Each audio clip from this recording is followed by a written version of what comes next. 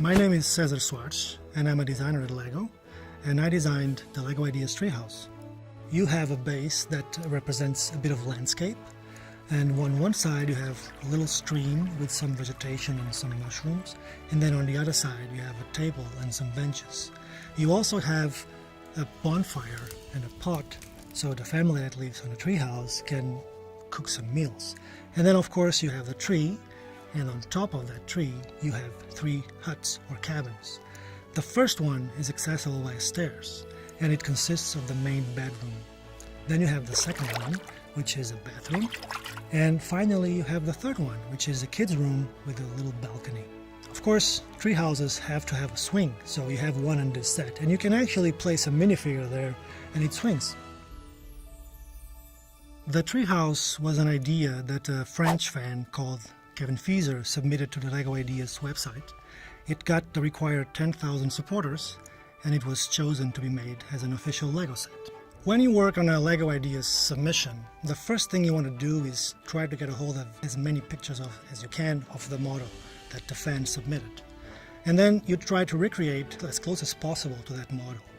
But of course you have to take into consideration that LEGO has high quality standards, so you are constantly changing and tweaking and improving the model. Things like the stability of the model.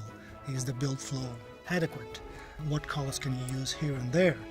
Can I add some playability to the model? So all those things are very important when you design a set. There are a couple of new interesting pieces on this set. The first one is a 2x2 bow, which has an inscription chosen by the LEGO fan that says "Build your dreams," and then it has KF, which is its initials. And there's also, at one point in this set, you get to choose which color of leaves you want to use on the tree.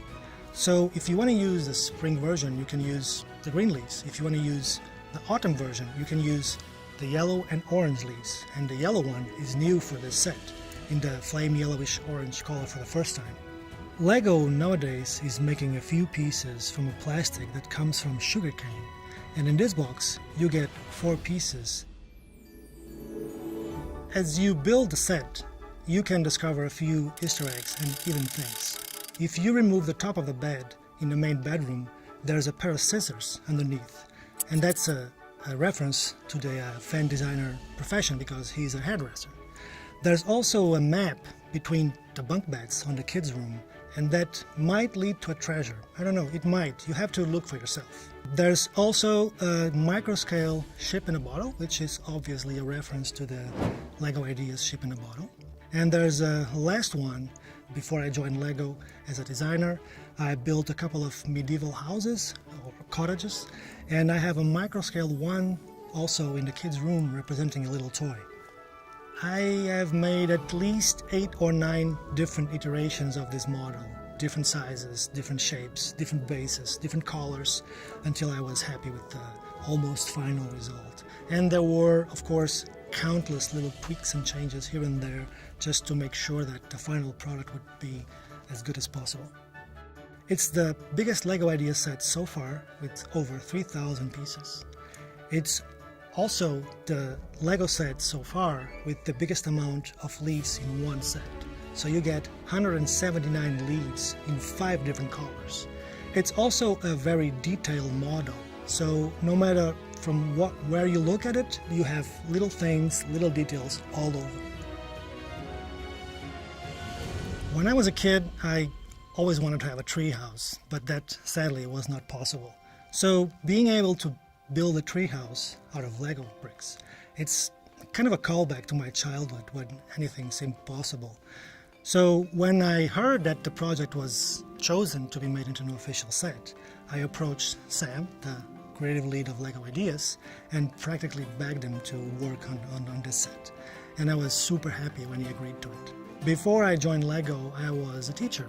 I don't have a design degree at all, but I do have a big passion for LEGO, and that's one of the most important things when applying for this job.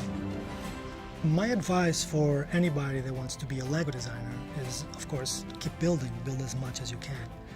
Build the sets, learn the system, get to know how the bricks connect and so on, but try to build your own things, try to build what you're passionate about. It's never too late. Don't ever give up, because we have people from all ages. Usually when I tell somebody what I do, the first reaction is like, wait, is that a job? What is it that you do exactly? And then I explain to them that I play with Lego bricks every day, all day. And then usually their reaction is, oh wow, that's awesome. So yeah, I think if you love Lego, being a Lego designer is the best job in the world, hands down.